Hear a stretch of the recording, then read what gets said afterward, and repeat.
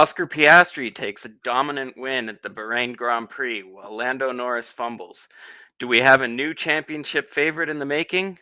And are Red Bull really in trouble? Let's talk all about it. This is Shifting Happens, episode 16.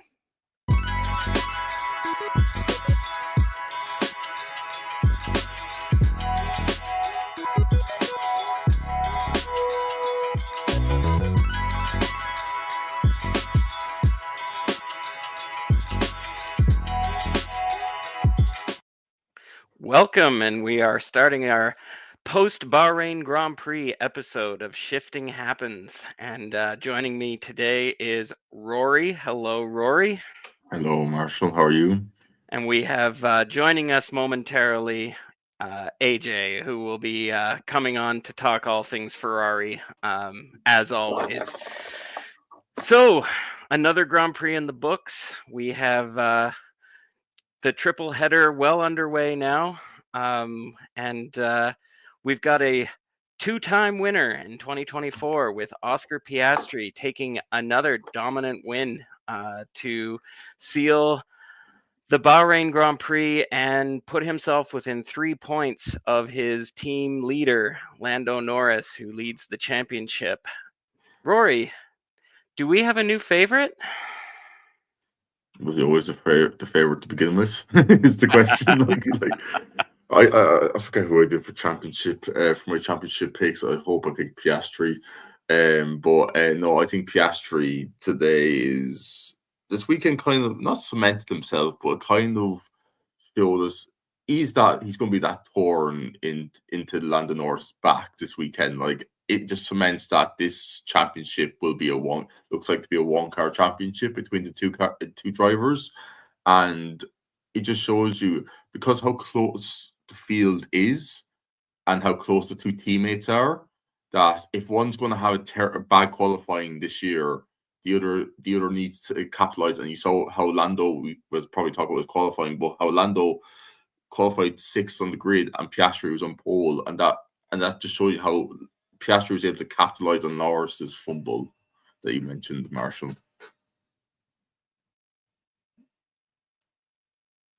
Marshall, you're on mute. Oh, it started in qualifying, didn't it? Like it really started when Lando just didn't hook it up on his. Actually, he didn't hook up either attempt. Really, he kind of just didn't have a good time in qualifying at all in Q3. But Piastri seemed to have the legs on him that whole session. He was always kind of chasing it, and it really was surprising the extent to which Lando had struggles. And then we know that Lando tends to always be hard on himself after a poor performance. Did you think that, after qualifying, when he was saying he felt like he'd never driven a Formula One car, like it kind of gave off this, like, I don't know, it would trouble me if I was McLaren to hear my driver speaking that way when you're like expecting them to be your team leader. And I'm thinking, like, from Zach's perspective and from Andrea Stella's perspective, they don't want a close battle between these two. They want a clear favorite to be determined early and to make their job easier so that they don't have to manage these two. That's always the idea when you have a dominant car, and it's boring for everyone else because we always want to have that great battle. But we saw with Red Bull, like when Checo had won a couple races at the start of 23 and everybody was like, oh, look, Red Bull has a team battle, how quickly that died and how quickly Red Bull coalesced behind Max and made sure that that fight didn't happen. And we saw after, Rosberg won and retired that, they were very clear to pick a driver to partner him at Mercedes that was very much not a threat, like Valtteri 2.0, 3.0, and 4.0 were no match for Lewis, and that was by design, right? Like that's the idea, is that you have your, if you have a car like Mercedes did last year, or a car like Ferrari does this year, you want to have two great drivers pushing each other to the top results to bring that in. Like last year for McLaren was a great thing to have Piastri doing well because they needed that for the constructors. But if you have a dominant car, the last thing you want is two drivers running into each other or having the potential to have these conflicts. And to me, if I see Norris saying things like I've never driven a car before, I'm like, he's going to be there or thereabouts, on enough weekends that he's going to keep it close. So I'm kind of worrying already, like, is this going to be a drama? At the moment, I think your point about with Zach and Andrea, I think McLaren are in that situation. They don't want to upset the team balance at the moment. They don't want to put kind of tear the team what they're building at the moment. I do think, like you agreed, it's a dominant car. They have the two drivers. I think Piastri and Lando are still one of the closest driver pairings on the grid. Consistently, they're able to match each other, and one like I think up with Ferrari, they're one of the strongest, or even Mercedes at the moment.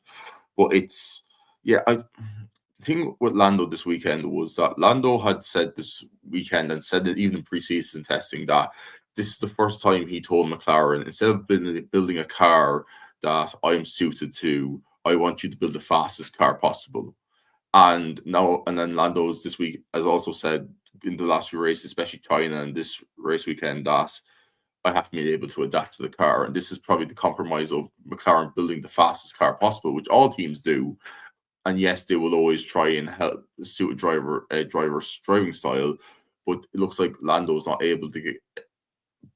You kind of blunted Lando's strongest weapon in qualifying when we saw his qualifying. He got 8 poles last year, and he was very strong in qualifying. And this year, Piastri is out qualifying him. When when like Piastri last year wasn't the greatest qualifier, and we knew he had to work on it for this year. And so far, he's worked on it. And it's Lando. We know Lando has he expresses his opinions and how his feelings, and some people may disagree with it. I think the closest I can think to what Lando said, like I haven't driven the car fastest, is Charles Leclerc. When he would say like it wasn't good enough this weekend, or it was one of my worst weekends, I need to do better. Like Charles is very hard on himself, like Lando. It's time will tell how the season goes, but at the moment it looks like that Piastri out of the last 3 races, Piastri's won 2 and Lando hasn't. And I think it'll be interesting to see how Saudi Arabia goes.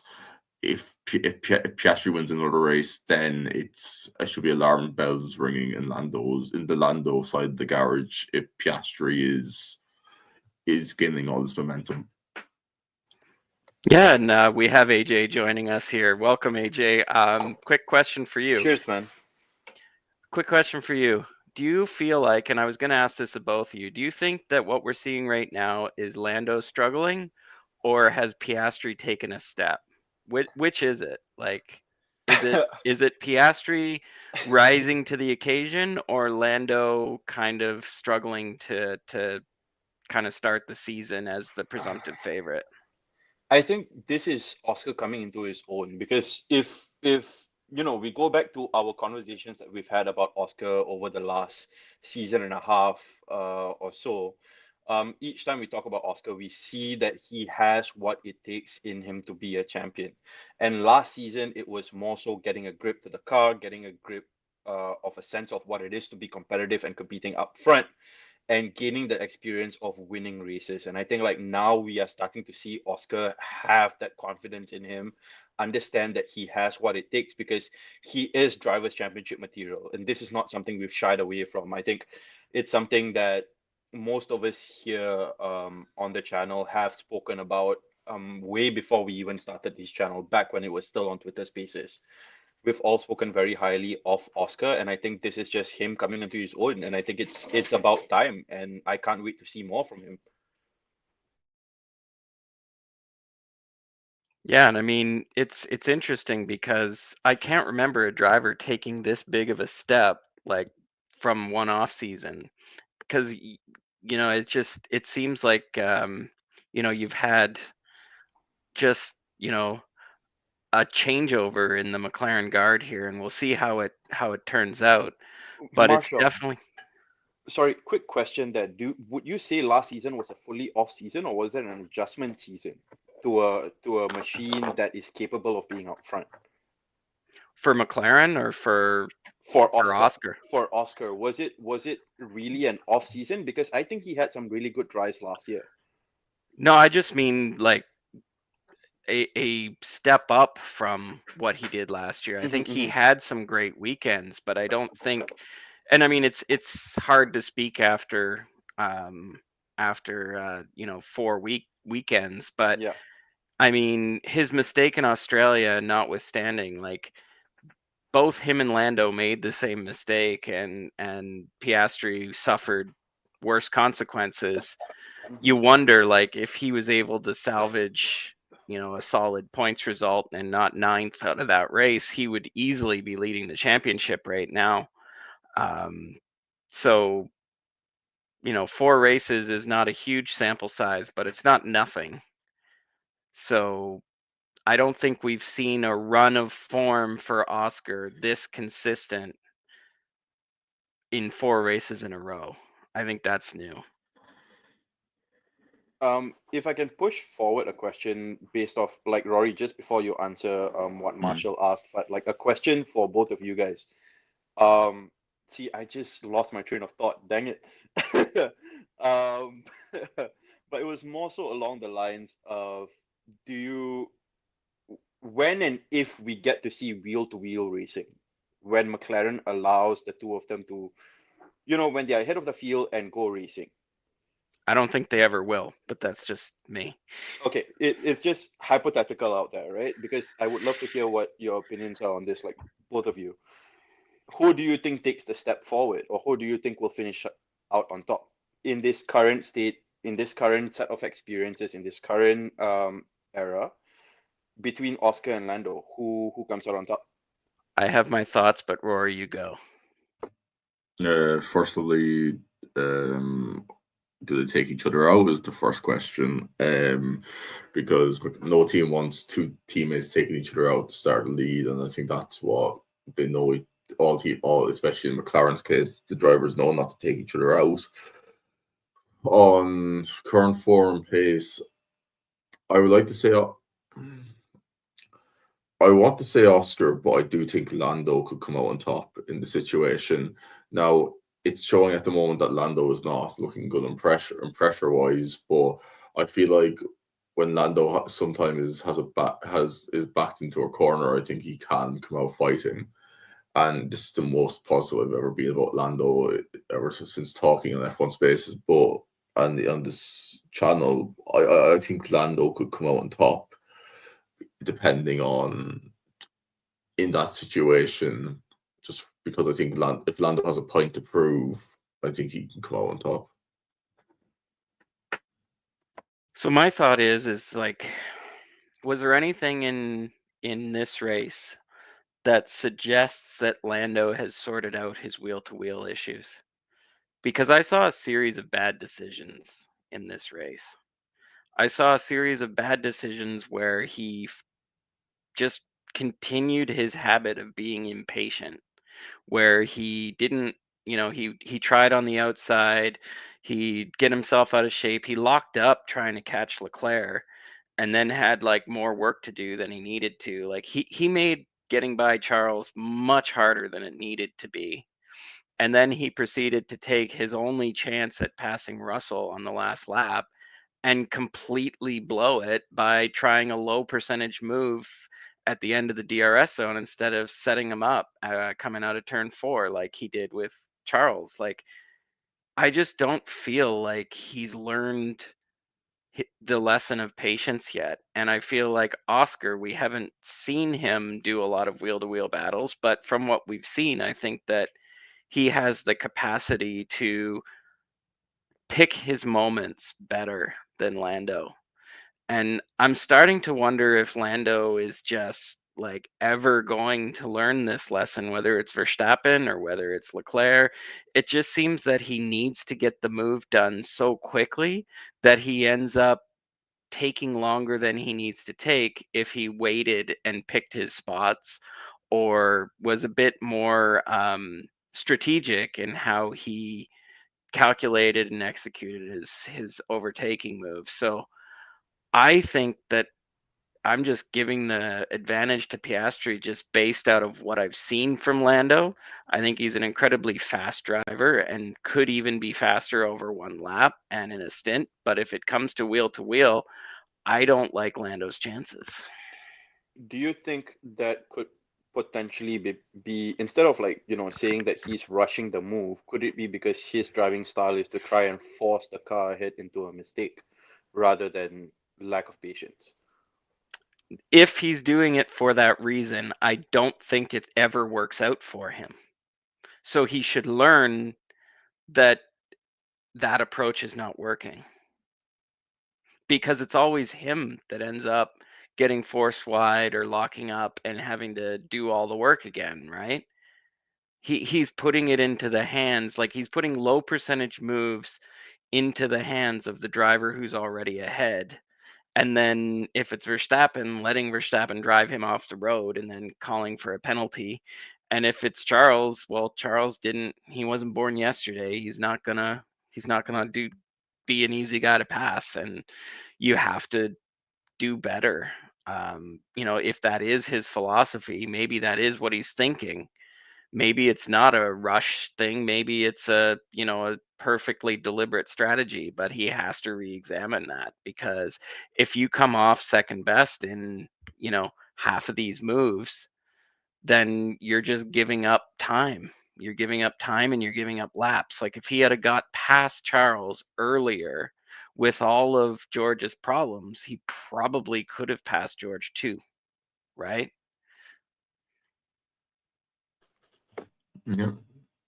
Yeah, for sure. I definitely do agree. I think there's still things in his craft, in his so-called game that he needs to work on, because hmm I don't know, And man. I like, if I think about it, um, on a larger, on a grander scale of things, if I was Zach Brown and Stella, between Oscar and Lando, if they had to go up to Max and fight Max or fight Charles, I personally like, and don't get me wrong, I think Lando is a really good driver. Like, I genuinely think he is a really good driver, but I would rather take my odds with Oscar than I would with Lando. and I think that, I do want to caveat this, because I know that a lot of Lando fans are, probably thinking we're being unfair right now if they're if they're listening to us. And this can turn around. Like it Yeah, is only round 4, and I yeah, think we forget that Lando is leading the championship by 3 yeah, for points. sure, for sure. So I'm willing to say that like this can all turn around. Yeah, And maybe this becomes a footnote on the season and we identify this as just a blip. Like I yeah, think even like looking back at the last year that we had a real championship fight in 2021, that season the yeah, narrative shifted every few races. yeah. And it looked like Lewis was cooked, and then it looked like Max was cooked, and then it looked like it kept going back and forth. The And only thing that was cooked was the tires. yeah, that's true. But or Michael Massey's job.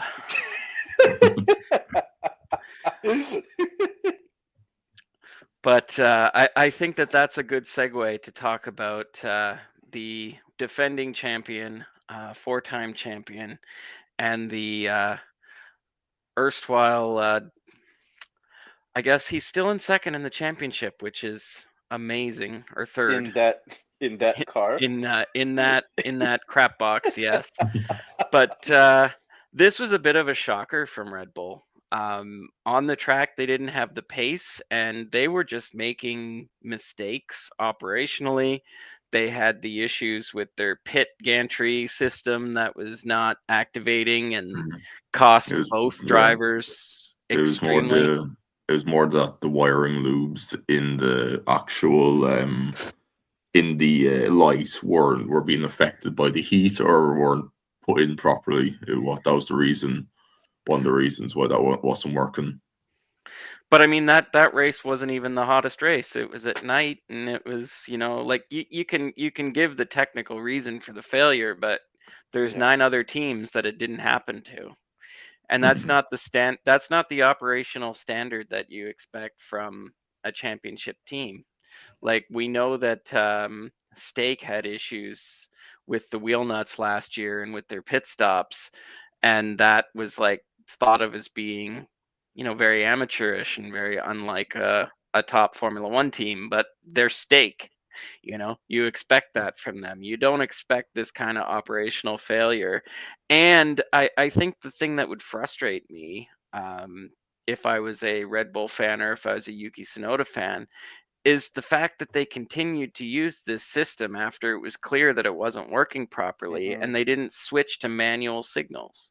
Why didn't they dig the lollipop out of the back of the garage and just do it the old-fashioned way? Like, you have to question their decision-making process of thinking, okay, we fixed it, it's going to work this time, and then you have an even worse pit stop with Yuki. Like, that just can't happen.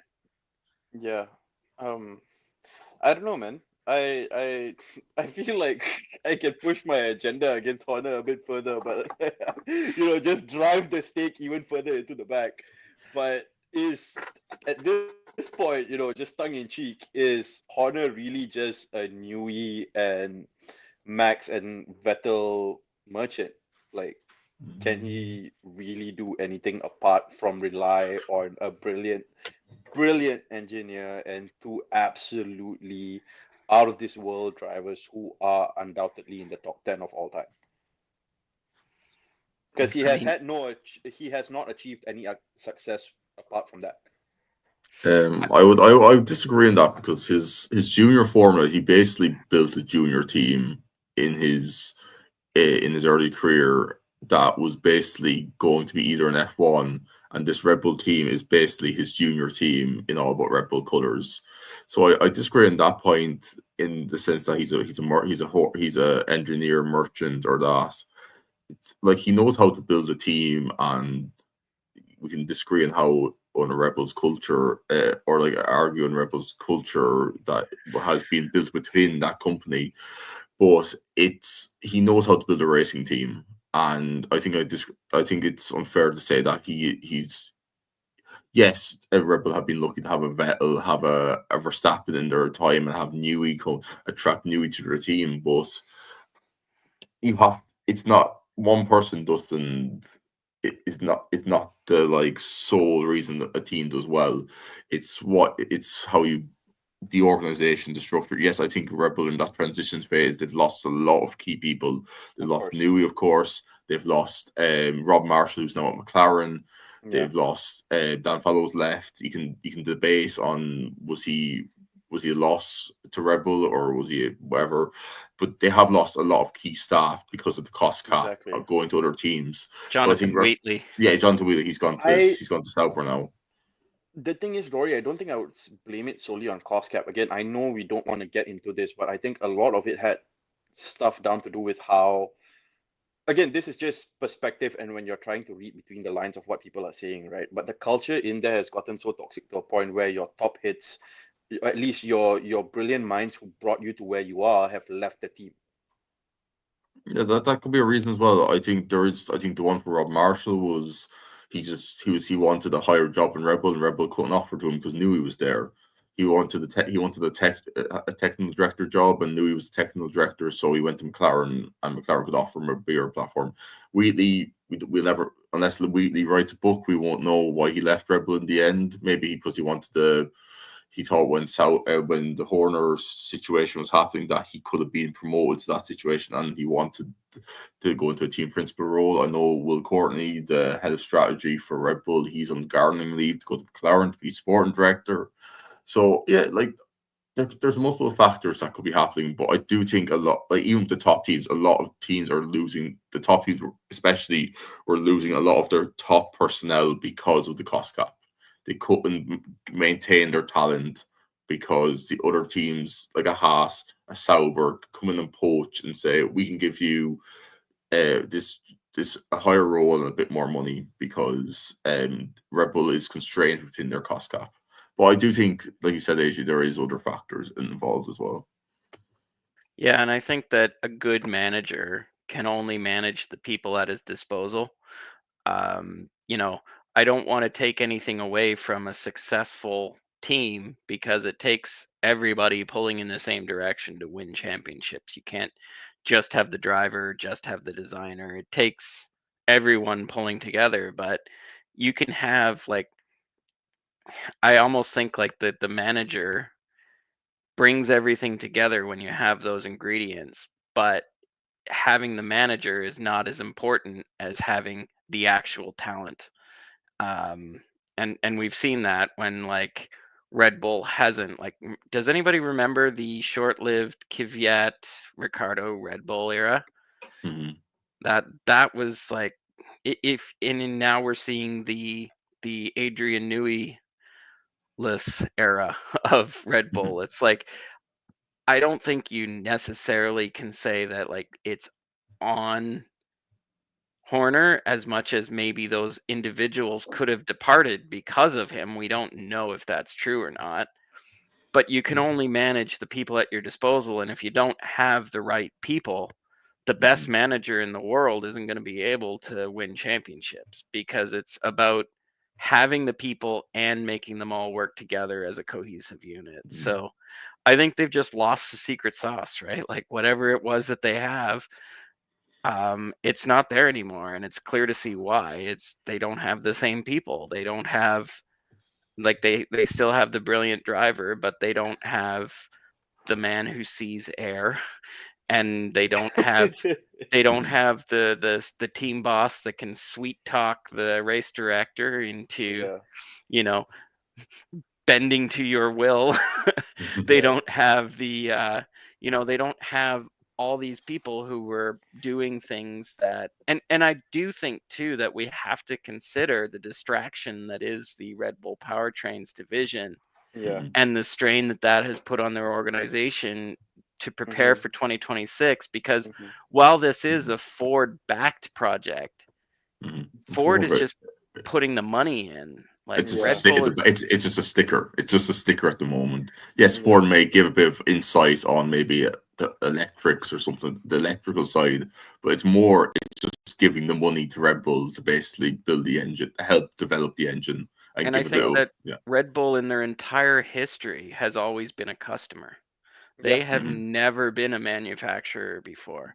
No. And I think that as a company, they've probably bitten off a big chunk of work that maybe they can't chew yet. And maybe when it comes to resources, they've had to compromise to staff up that endeavor.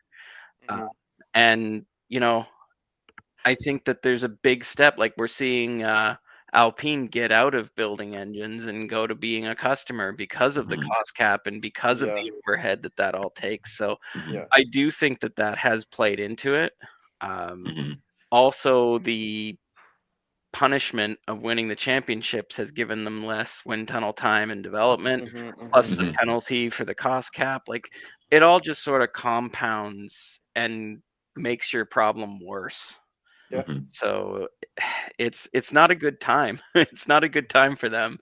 And of course, like you're seeing like even at the lower levels, you see a lot of high turnover. Like how many content creators on the internet are former Red Bull employees? It's not a small number.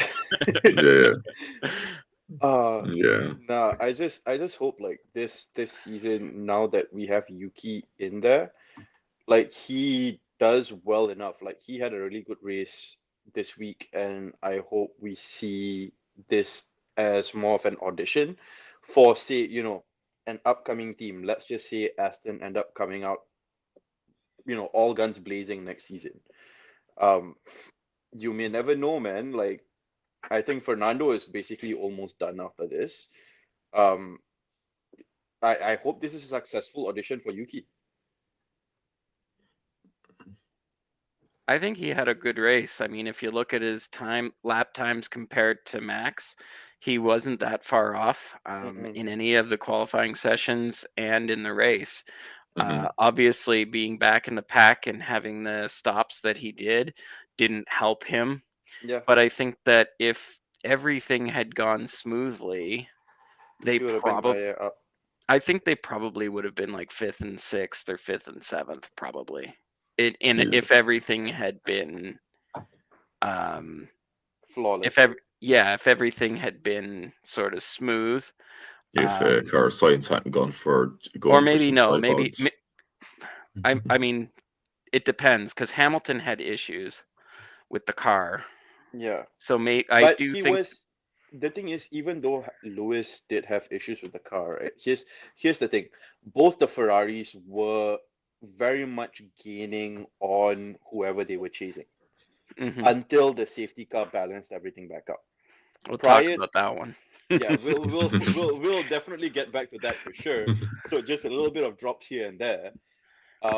I think Lewis would have put up a fight because both Lewis and Charles were significantly gaining time on the people ahead of them. Like they were closing down gaps by multiple seconds. But I mean, if they hadn't lost all that time in their pit stops, I'm thinking that because Max finished what 5 seconds behind Lewis, something like that. And I he guess lost 7. a second and a half in the pits.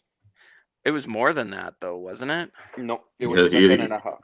It was a 3.6 or was it a 4-second stop? No, I think it was 6 seconds. Yeah, it was like 6. His second stop was 6 seconds anyway, because Max stalled it in the pits basically. He didn't stall it. He was given the go ahead, but he basically stalled it. Yeah, he stopped. Yeah. And then Yuki was cost what 7 or 8 over his 2 stops. It was more the tire wouldn't go. It was stuck on his car. They couldn't get the tire off. Good old when it rains it pours, you know. Yeah, it's like Jonathan Wheatley has been in Sauber for 1 week, and Sauber doing 2.2 pit stops, and Red Bull are doing 6 seconds. It's all him. It's all him. Yeah. Yeah. But no, I think that this is a great start for Yuki. I think he's the only one of the 4 Red Bull drivers who feels good about that weekend. Yeah. And you know, he did everything that you could ask of him. And I don't think that there's anything that particular, like he should have finished higher, but that wasn't his fault. Yeah. And it was a weird race in that second phase with the safety car and everything that happened. I wish that, like, usually a safety car is a good thing. Usually it shuffles it up, but we actually had like a good strategic race kind of cooking up there that got screwed up because everything was kind of like, I still want to know how Ferrari's strategy ends up in the alternate universe. That would have been amazing. Like honestly, if you think about it, that one of the cars would have been on the podium, man. Like I'm very firm on that belief that one of the cars would have gotten on the podium if it wasn't for the safety car. So I didn't have this on the agenda, but what do you think of Charles asking for the 1 stop and then being told, no, you have to do the 2 stop? Do you think they should have listened to him?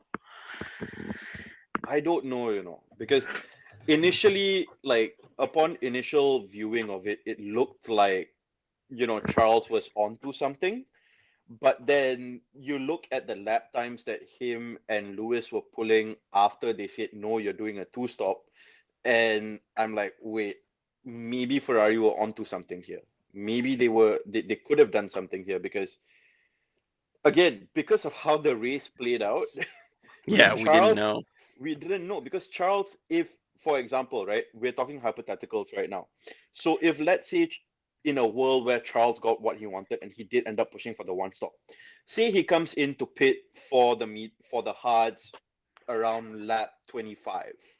He would have been able to stay out the entire rest of the race on the hards, again, potentially on the hards, while everyone else still needed to make stops even during the safety car. That would have put him out front. He would have been up on first. But we know that those hards weren't working, so that would have been a struggle. Again, Yeah, the hard. Even like we saw Max's run went on the hards. Even Lewis, it wasn't like Lewis 3 laps on the hard said this tire sucks. Like he wasn't happy with those hard tires. I don't think anyone was happy with hard tires. Nobody made the hards go any distance further than the mediums. I mean, the mediums were the best tire this weekend. The softs, and this is the problem with Pirelli is that their steps don't matter. Like the performance seems random. Like the point of having a harder tire is that it lasts longer. So if your harder tire isn't going to last longer, what's the point of having a harder compound? Like, and I mean, I know that this is like a bigger question because it's not that simple. This is about like heat and optimal performance. Like that hard tire will go forever. But it's just that the fall off is too much, that you're better to have a medium and let it fall off more evenly than have a hard and just run slower. Like it just it doesn't, their steps are messed up and they need to address it. And maybe they'll get a handle on it after this triple header because I think they're locked into the tires that they have. It's I think, and then I think Pirelli have announced that they're bringing one of the softest ranges to Miami for a sprint weekend. Nice. Oh, fun. Nice. Yeah, so they'll last forever and just keep on going. Especially, I think they're bringing how they're introducing the C6 tire now as well. So that's because they're getting rid of the C0 and just bring the C6 in now. Let's go down to this. It's the Pirelli C6 and Ferrari can do Plan Z.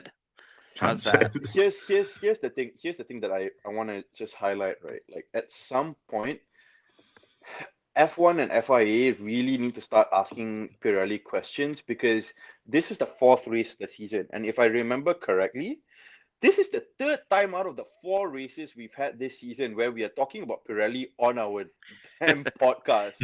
How many more times are we going to be asking questions of Pirelli, man? Because dude, it's been going on for too long now. So I was gonna say, like, when Ferrari made that call, I was very incredulous, and I was like, if Charles is asking for a one stop and you don't have the pace to win, why aren't you taking that risk? Why aren't you going for it? Listen to your driver. But once I saw how crap the hard tire was, I was like, okay. And then once the safety car happened, you're completely vindicated because they would have been screwed if the safety car had come in and then they just had to pit again.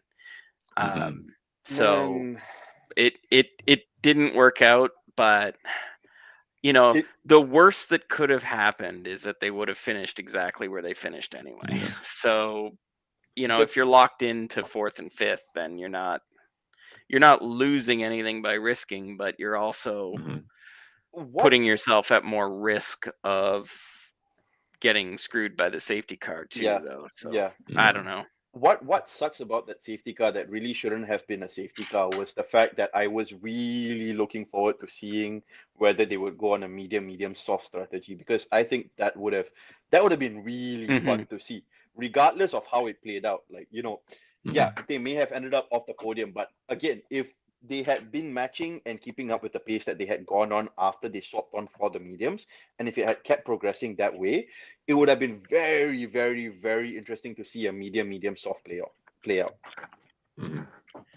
Yeah. Do we want to go to Marshall's corner? Yeah. Do you wanna circumvent and go to our last topic here because we're talking about it anyway? I've had a ton of debate about this topic, and it really goes back to Qatar, and the mirror that was on the track there. And at the moment in Qatar, when it got hit, it looked like the debris had, like when Bottas hit the mirror, it looked like, and then like shortly afterwards, Sainz and Hamilton both had punctures. It very much looked like the punctures were caused by the debris, but Pirelli after the race came out and said that it was just caused by them running the tire too long, that they didn't pit. Like the tires were, the compound was working for so long that they ran the tire beyond its recommended runtime, and they both failed. Now, that wasn't due to the debris, but you could say that they ran those tires. You could say that they ran those tires longer because they were anticipating a VSC. So they wanted to hold off until the VSC came out to get a cheap pit stop. So everybody kept going around and around and around and not pitting. So yeah, there's some debate there, but it's not like the debris directly caused the punctures like we thought at the time.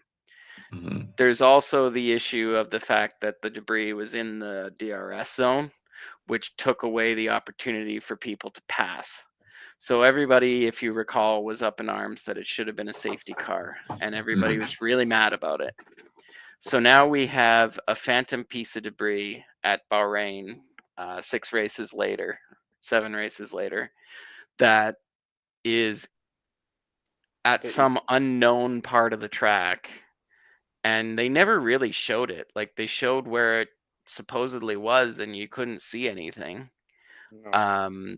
But they never really disclosed the location of that debris. Now, they have cameras everywhere. They have CCTV all around the track, so they can see every square inch of track. They know. So it could just be that the TV camera couldn't pick it up, or it was like in a dip or a spot where it wasn't perceptible.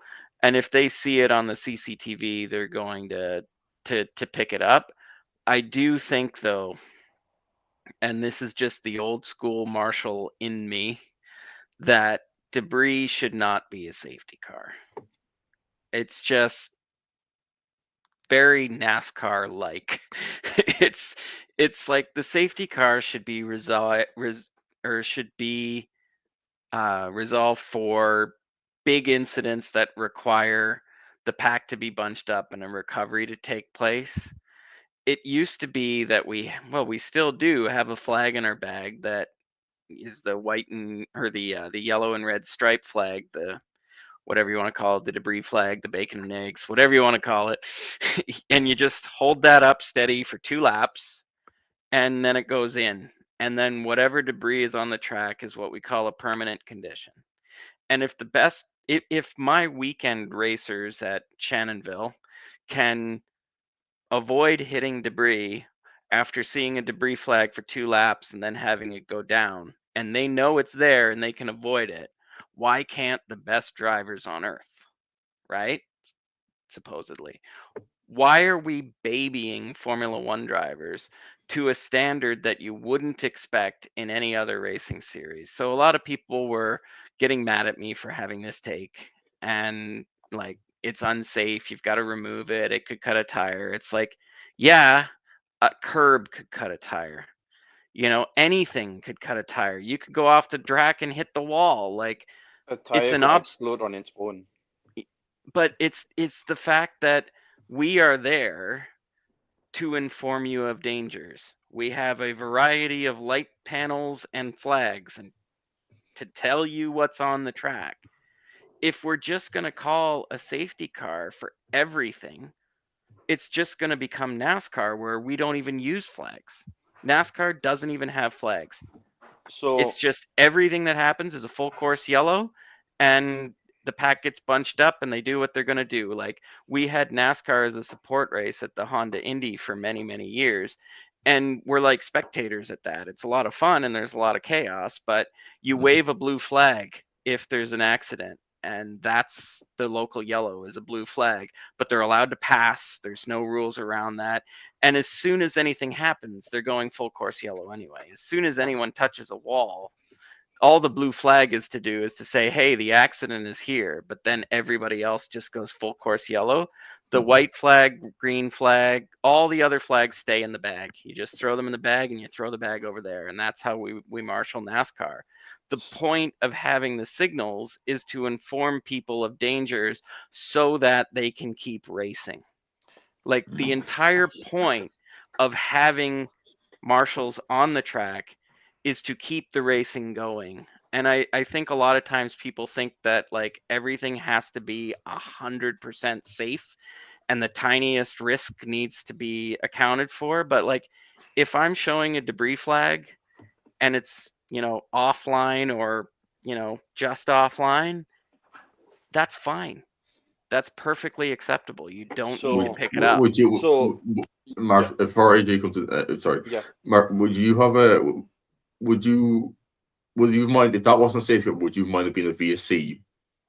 Oh, I think that that's fine, but I think the problem with the VSC is that it's more designed for when you've got to tuck a car away. I think Okay. the problem with the VSC is they don't want to put boots on the ground without having a sufficient gap. So going back to Qatar, the reason Qatar happened is because the race director was waiting for a gap.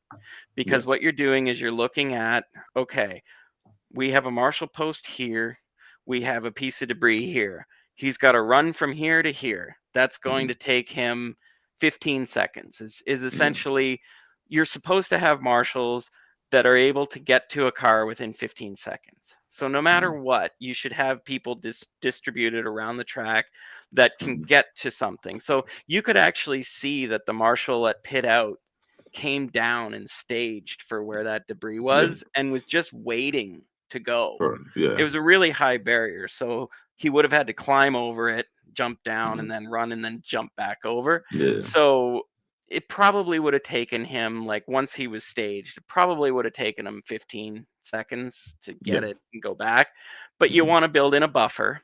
So okay, I need a 20-second gap. And then you look at all the gaps on track. And if you're the race director, you're like, I know that if I call VSC, the gaps are going to remain, but they're going 40% slower.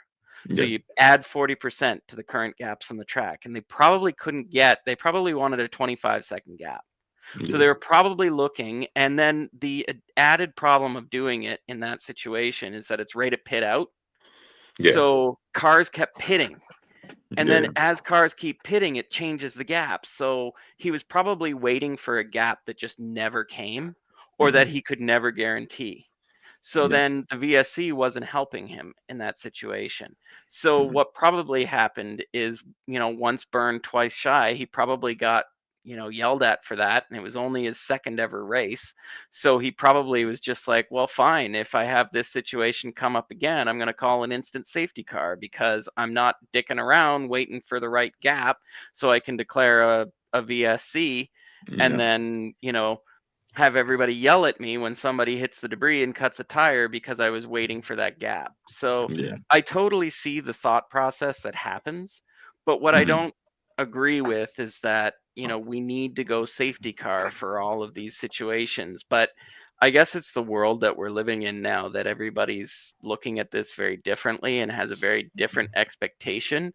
But I do feel like Formula One fans have a very skewed view of. Well, it's like they never watched an endurance race or no, they've never watched anything. Like they've never watched anything else. And so I just want to throw a little bit of the devil's advocate, even though I pretty much agree with what you're saying. What I can see as the reason why that safety car was needed, apart from whatever you described, was if that piece of debris, which we never really got shown, was on the racing line on the DRS stretch. Now, with that being said, debris on a DRS stretch prevent overtaking. Come on, it's Bahrain. You have 3 DRS zones. You lose one, so what? This is not a Japan where you only have one. Yeah, I agree with that. And I don't think it was. I think it was before the DRS zone. I think it was somewhere between 3 and 4, I thought they said. Yeah, so if it was on the racing line, sure, I can hear and understand why it was needed. But if it wasn't, then avoid it. Like, it's not rocket science. Like, and the thing is I even went back on the F1 TV to like a couple laps after and was looking on some onboards because I wanted to try and find it, and I couldn't see it on the onboards. Maybe it's because it seemed to be that the safety car was long after the Yuki and Sainz incident. Like if it had to do with that, it was several laps, so it was obviously there for a while before they made that decision. Now it could be that somebody hit it and knocked it closer, or I don't know. But I looked for it and I couldn't see anything But in the absence of information, I can't say that they were wrong. And I also understand, because this is a direct result of the anger that people had about Qatar, that there was no safety car. So it's like they're basically just saying, okay, fine then. You were complaining that we didn't call a safety car when there was debris at the track in Qatar. So now we're just going to say, okay, fine, there's debris on the track, we're going to call a safety car. So it's one of those situations where the race director can't win. I've been having like this circular argument that with somebody on Threads that I had with somebody else when the event in Qatar happened. And it's like, it's the same as my argument with you about, picking Liam. It's like, yeah, wrong decision. Liam Wrong decision. Still can't beat Hadja. Just saying, he still can't beat Hadja. It's like, yeah, the decision was wrong, but I can still agree with the logic that got you to that decision, even if it was the wrong decision. And then, like, if the eventual, like, Bottas smoking that mirror and busting it into a million pieces looked bad, but if Bottas didn't do that, then it would have been fine, right? Like, it's like, once that happens, oh, well, race director screwed up. But if that doesn't happen, then the race director didn't screw up and nobody's talking about it, right? Like, it's one of those things where in hindsight, it's 100% chance. But in the moment, the race director's looking at it from like a 30% or a 20%. And, they're weighing it. It's like, well, once it happens, well, now it's 100%. And you look like an idiot.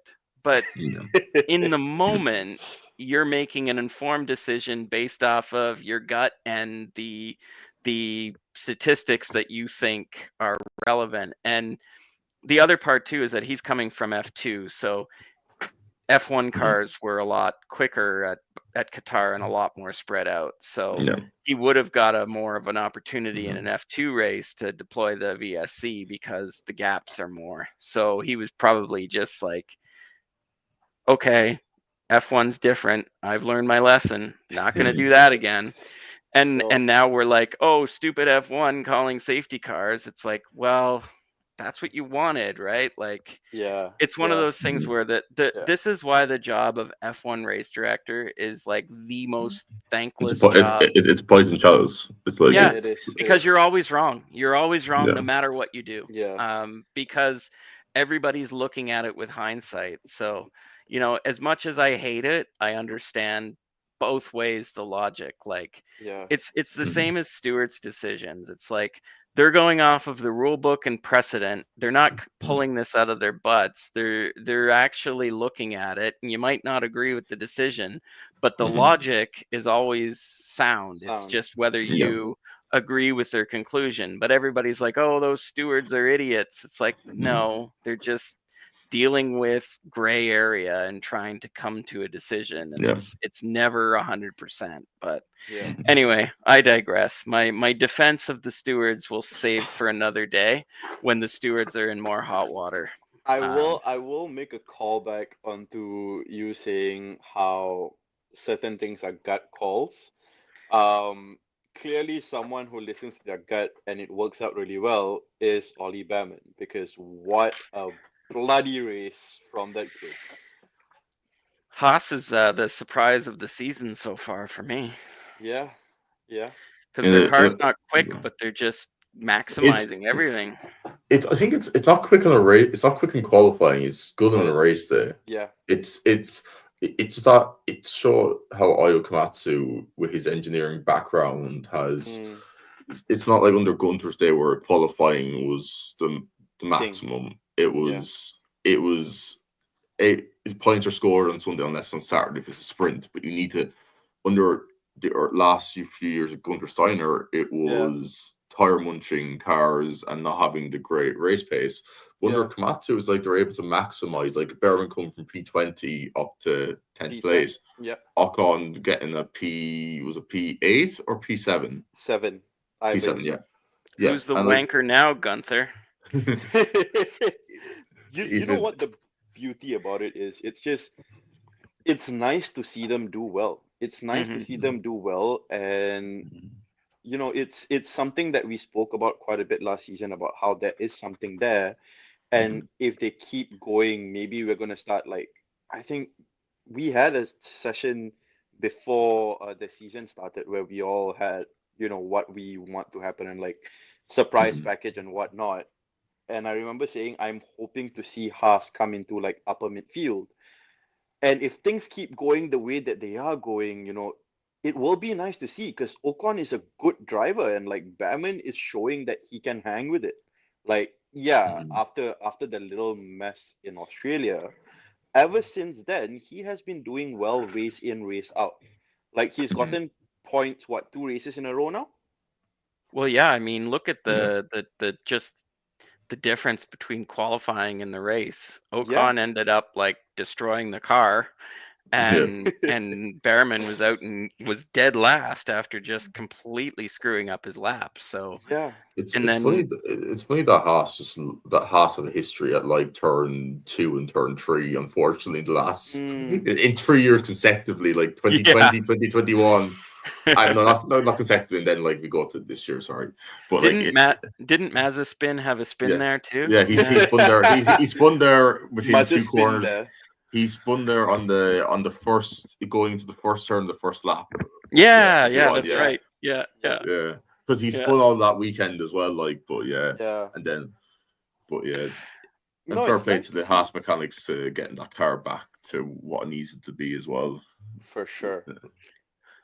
Like Komatsu is doing a really good job there. Like I think the environment in Haas now looks a lot more calm, a lot more solid, and it seems like they're not moving forward leaps and bounds, like not like how they had that insane season once where they were just, constantly getting in your top sevens, top eights, top sixes, years ago now.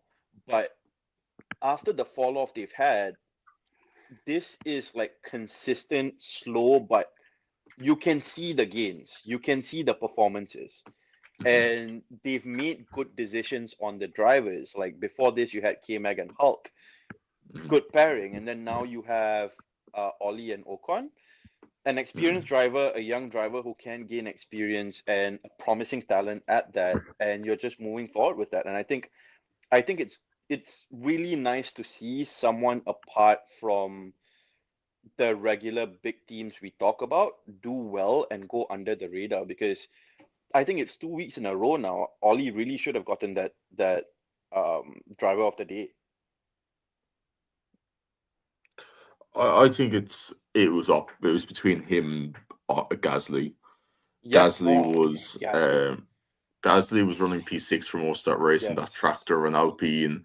But Yes. it's I think yes, he got hit by Max, but I think him and Behrman were up there for Yep. drivers of the day. But unfortunately, F1 have decided with drivers of the day to if the driver who wins driver of the day will get an extra 10 points in F1 fantasy now. So that's why you can Yeah. see like mad drivers getting, like we had Lewis on Sunday and we had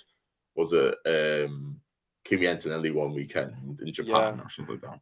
Yeah. Like We have a friend on the it's nuts. Oh, hi, Sheena. I think that Behrman is probably providing some excitement for Ferrari fans because the kid's the real Ooh, deal. yeah. I don't want to jump the gun, man, but like I have high hopes for Batman. Like I genuinely have high hopes of Batman. But we'll see. Season is a long way to go. Important thing is he's developing well, and I think the structure that Komatsu has encourages development. Like as long as Ferrari don't rush him into the main seat, he would get the development that Charles never got. He would have the support that Charles never had, if that makes sense. I think that's probably, he's getting the time. Like Charles could have probably used more time sort of before being thrown into that environment. Like 2019 was all gravy, Yeah. but then after like Ferrari took 2020. 2020 was Yeah. awful. It was a 2021 bad was time in the garage as well at Ferrari. Like yeah, the toxicity there, it was a bad time for him to just be thrown into that yeah. thing. And I just hope they don't make that same mistake with Ollie. Like make sure like you have your stable and your ground bases covered before you bring someone as talented as him up into the big leagues. Mm-hmm. So I just wanted to, before we wrap, I know we're running out of time here, but I think it would be wrong of us to talk about this race and not give a shout out to George Russell. Yeah. I think that he's still pressing Control Alt Delete, still trying to like. I think that a car that was just completely malfunctioning. Windows Vistaing on him the whole Mm-hmm. like last half of the race is Yeah. pretty cool. I don't think we've seen that, and I don't know. I went No. back and watched his onboard, and as he's trying to mess with everything, the camera goes Yeah. out. It just Yeah. completely The collapsed. camera even just died. There was like, Yeah, Yeah. like even the camera died. Like Yeah. everything in that car was broken, and you could Mhm. see his steering wheel was all messed up. Like Yeah. Oh yeah. everything was just like going haywire, and he held off. Like we talk about driver of the day. George. George has to George. be my driver of the day just I because agree. he held off Lando Yeah. when Lando had the far superior car in a car that was like Mhm. basically just trying to Breaking down. trying to like give him absolutely no chance of Mhm. defending. Like And I he was thought on he was softs. and Softs. he was managing tires at the same time. Like what a drive by him. And like I mean we can talk about Lando, but you Mhm. know, good on George to hold him off. Like Yeah. that Mhm. was a heck of a drive. And I think that sometimes he goes under the radar. I think he's had Fair. Mhm. 3 really good weekends and one pretty good weekend. Like even Yeah. Japan, he wasn't terrible. Like No. But he got the maximum out of that car that weekend. yeah, like Yeah. it wasn't like he has not faltered. He has gotten the most out of every weekend, and he's almost like maxing it to a degree. Yeah. Yeah. He's just doing whatever he can to get the most out of what he's got at his disposal. And you know, good for him. Like I that was an mean, incredible drive, and I'm glad that sanity prevailed and he wasn't given a penalty, because yeah.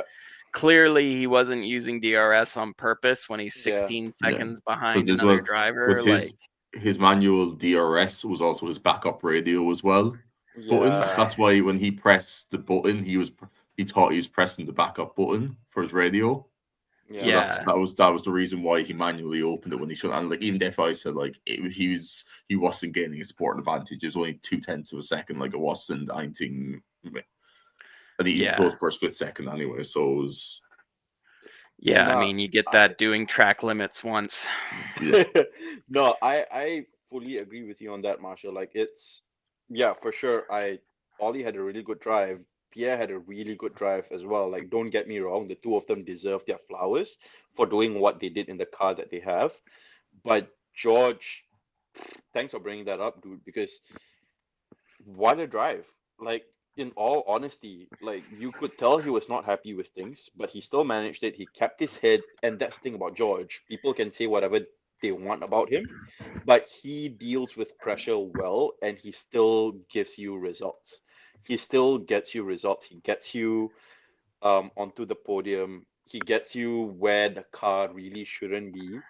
Um, and you know, he has been up amongst Max and the McLarens since the start of the season. So if Mercedes can, you know, get their act together and give him a car, don't write him off for battling together with the McLarens and Max for some skin in the game with the Mhm. championship.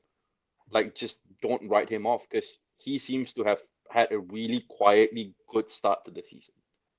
Definitely. Yeah. So on that note, we move on to Jeddah. Predictions. Who's going to win this weekend? AJ? I don't know, man. It's do we know if there are any upgrades coming for any of the teams in Jeddah? Probably not. If it's not, it's more circuit specific for high downforce. You'll see some high downforce wings probably at this. I kind of want to take a gamble on George again, you know. I mean, it follows from what you were just saying. Yeah, I mean, I know I predicted George last season and I wasn't far off. He was still on the podium, like, you know, and I said I'm not gonna go with the grain on you guys predicting McLarens all the time. So the only thing I can really think of is I picked either Max George when or he Charles. Fair.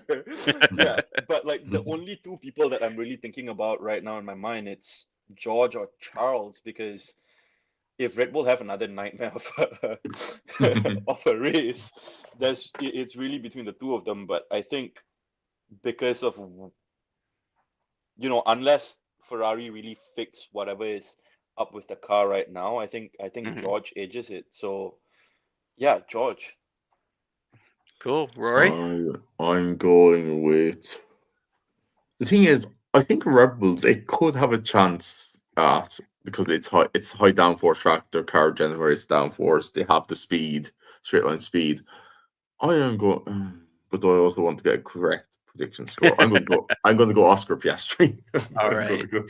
So I am going to extend an olive branch to my Lando Norris fan friends, because I've been talking crap about Lando, and I think that I should be giving him some flowers, because, you know, he's still leading the championship, and I'm gonna pick him to come back and take a strong win at Jeddah.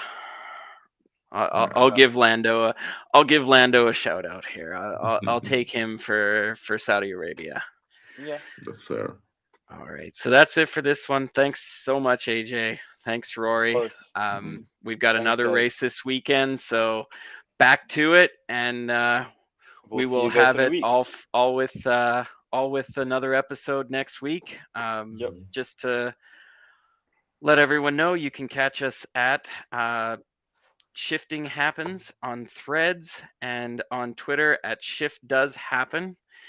You can get AJ at wall_of_perceptions on Threads, and you can get Rory at Rory Talks Motorsport on Instagram.